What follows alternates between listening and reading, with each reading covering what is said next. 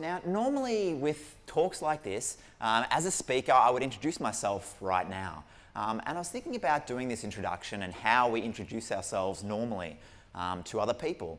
And quite often it's around things like our job, our role. I'm an accountant, I'm a this, I work here. But I don't want to do that today. We can find out about that later. But what I'm interested in doing is talking about not just my work history, but my play history. Now, as I go through my play history, I would love you to think about your play history as well, because in a minute you're going to get to share that with someone else in the room. So, if we have a look up there, me fresh-faced in the kindergarten playground. For the first few years of my life, as most of us do, I was playing. I wasn't doing anything else besides playing. Now, I particularly love that photo. You might be able to see way down below my knee, just on my shin, is a Band-Aid. So I like to think that I played pretty hard back when I was a 4-year-old. Either that or I was uncoordinated, but I'm choosing to think that I was playing pretty hard. So a lot of play when I was younger. Now moving on to when I was 7, 8, 9 years old, I and my brother invented a game called thong cricket. Now just to clarify, when I say thong, I do mean the shoe, I don't mean the undergarment. That's not the sort of cricket I would want to see. But we invented a game called thong cricket. And thong cricket was the reason why we invented it was because we lived in a unit. So a really small little house. We had no backyard, had a very small front yard, other units around us. And so there was lots of windows. And so a big cricket bat just wasn't what we could use. My mum was like, no, you'll break all the windows. So what we did was we got a thong and we used that as our cricket bat. And my brother and I had this elaborate game where we would bowl underarm and we'd hit with the thong, and lots of things about how, like, where you scored, where you went out, all that sort of stuff. And that's what kids do. They're very good around improvising with constraints. They make do with what they've got. Now from here, I managed to actually play real cricket when I got a little bit older, and other sports as well. But in my teenage years, I went down a very slippery slope into nerddom, geekdom. So I started with choose your own adventure books, where I became the hero of the story. It then moved on very quickly to role-playing in Dungeons and Dragons, to computer games, to card games. And so what I learned throughout my teenage years with all of this, I learned some skills around imagination, around storytelling, problem solving, critical thinking, things like strategic decision making, analysis. So all these skills that I was developing, I didn't realize it, but I was developing through my teenage years. Now I moved on, and now in 20s, 30s, and I'm sad to say my 40s, I'm doing play slightly differently. So I do triathlons, and from that I learned around persistence and determination. And then just in the last couple of years, I've had a little daughter, Maya, and it's almost full circle now, I get to realize the joys of simple play again, and it's almost cycling back to that photo of me as a little 4-year-old. So that's me, that's who I am, and I find that a much more interesting version of me than if I think about the jobs that I've done, the university that I went to. And I can think about all those jobs, and the thing is, I always remember the play aspects of it. So I remember a particular job, not because of what I did, because it was database administration and it was totally boring. It was more about the indoor soccer I played at lunchtime. That's the thing that stuck in my mind. So throughout my history and throughout your history, you've been playing. So what I'd like you to do now is, and it's probably a little unusual for Creative Mornings and a talk, but I'm actually going to get you to talk about your play history with a person next to you. So I want you to find someone next to you that you don't know, that you've never met before, and I want you to do two things. I want you to share your play history, and you're only going to have 1 minute to do this, so don't go too much depth, but I want you to think about your play history and also the skills that you developed for that. Now I'm only going to give you 1 minute, and then I'm going to yell out, and you're going to swap, so let the other person have a minute. Then I'm going to yell out again, and we'll finish up. So I want you to do that now. You've got 1 minute. Find someone around you and share your play history. So how did you find that? It's a different way to introduce yourself, isn't it? To someone that you've never met before. to me, I find it's a bit more of an authentic you rather than what I do and the job I do. So what I hope you got from that is that you have a set of skills that you've developed, like I said, over decades, in fact, your whole life. And what we're going to talk about for the rest of this talk is how you can use that in what we actually do now, which is work. So how you can utilize some of those skills that you've developed over this last decades or two. So let's move along to think about work. And these play skills that you've developed, it's almost like a different world. They're the after hours, the weekend, and then we go to work and we use a different set of skills. So it's like two different worlds, and I'd like to bring those worlds together. Now to do that, I want to talk about work for a minute. I know you're going to get to it today, but this is the typical work environment that I've seen. So to me, the paradigms, the habits, the rituals of business are pretty broken. So looking at that meeting on the left there, I like to see that guy second from the left. I'd love to see some captions of what he's thinking. For me, it's what the am I doing here? And then the guy right down the end, you can tell he's just staring at the table. So these are the typical meetings that we go to. And the reason I've got an orange up there is because that's one of the major paradigms of business. It's about squeezing, it's about efficiency, it's about productivity. And the problem with this isn't the future of work. Robots can do a lot of this stuff.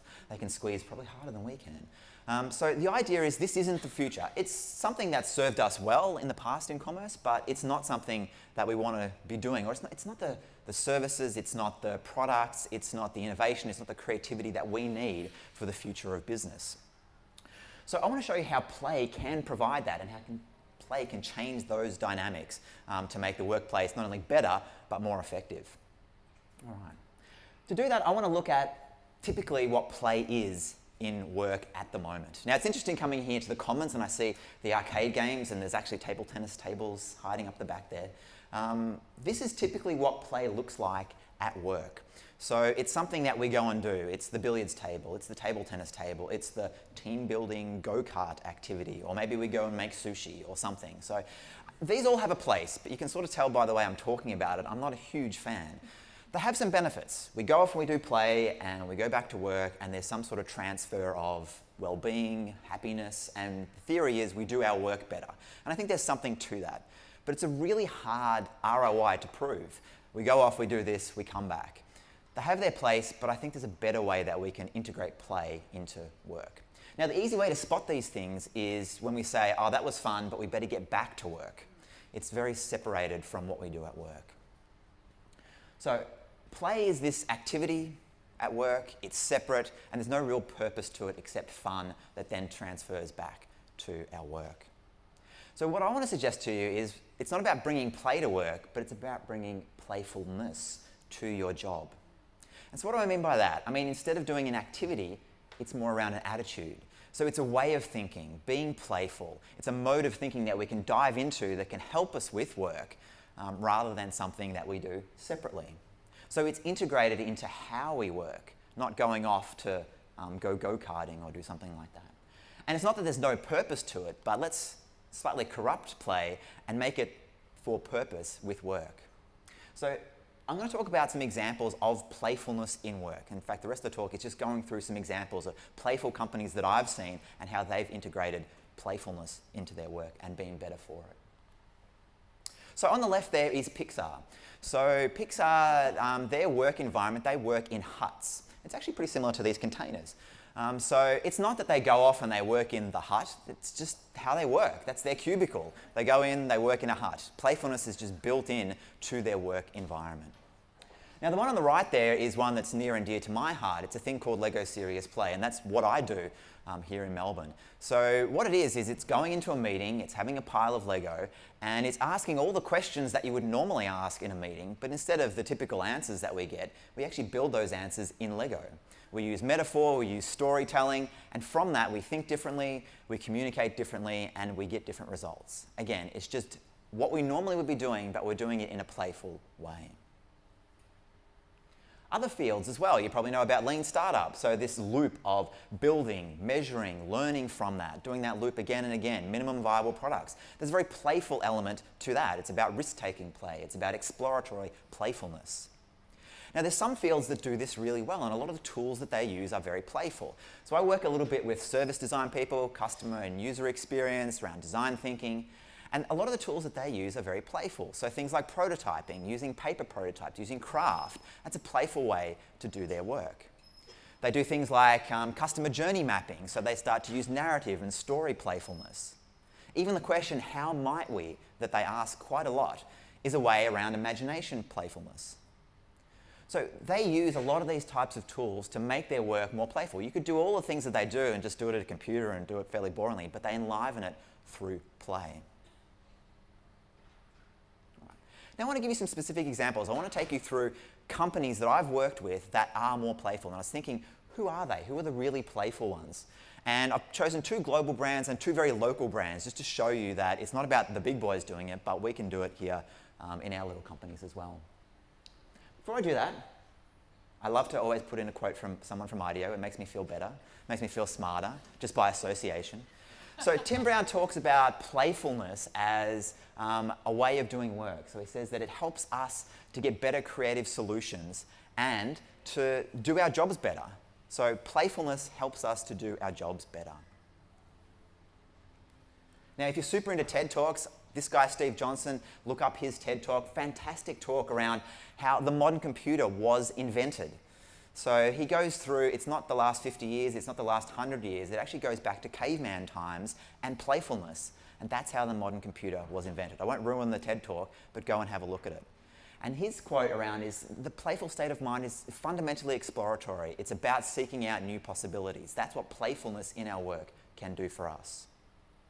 All right, now we'll get to these companies. So I had the fortune to work with the Lego Group earlier this year, and not surprisingly, they're very playful. Their product, their service is playful. But they do other playful things. So this is their reception as you go into their LA office. It's quite playful. Their meeting rooms have little minifigure heads just sitting there that you can play with and use in the meetings. I was just walking around and I noticed a door was left open, and the door jamb wasn't your normal doorstop, it was a Lego base plate rammed in there. And to me, what that showed is just a playful state of mind. Let's use what we've got around us to jam the door open.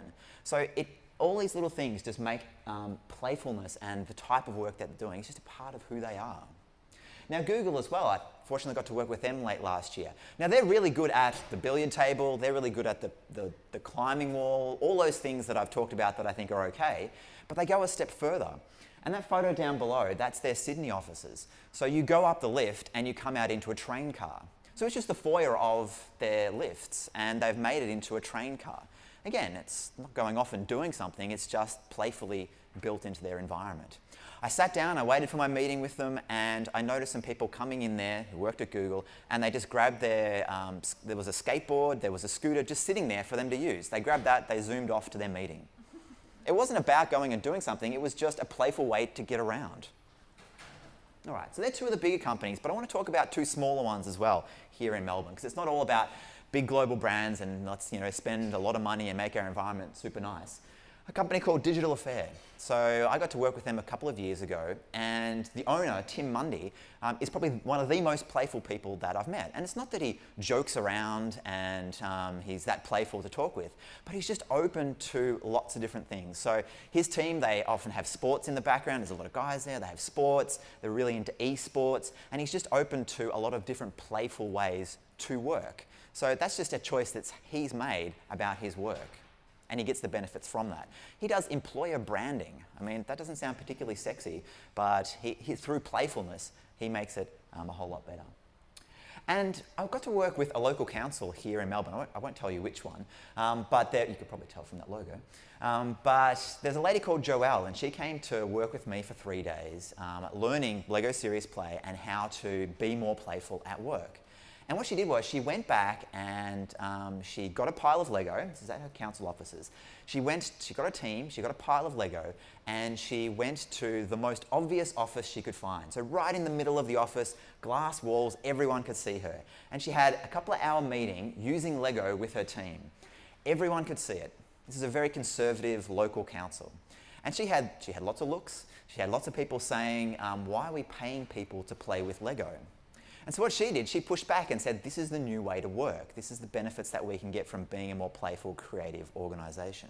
So she started to do more of that. And now they use that method to engage with the community, engage with their employees, and to make it a much more playful, enjoyable, and effective place to work. She's starting to do innovation hackathons and a whole range of other things. So it's not just about these playful companies, it's also you can do it within conservative companies as well. All right. I want to finish off by talking about what you can do. So I've talked about big companies and I've talked about things that they can do, and not everyone can get a nice container and make it into a hut and think about that. But I want to think individually what you can do to be more playful. And the first thing to realize is it's not about the organisation that you work for. You need to make it a personal practice to be more playful. So here's a newsflash, you might not be where you are in your organisation your whole career. You'll probably have some other jobs. So if you're waiting for your organisation to be more playful, you'll be waiting a long time. I actually had to get out of the organisation I was in because they wouldn't be playful. I had to go and start my own company. But I don't recommend that. What I recommend is just start to be more playful. So it takes a personal practice to be more playful. It also takes time. So that example of Joelle at that local council, she started off with just a very simple meeting. And it built from there. She's doing more meetings. Now the whole organisation is a lot more playful and a lot more creative, but it takes time.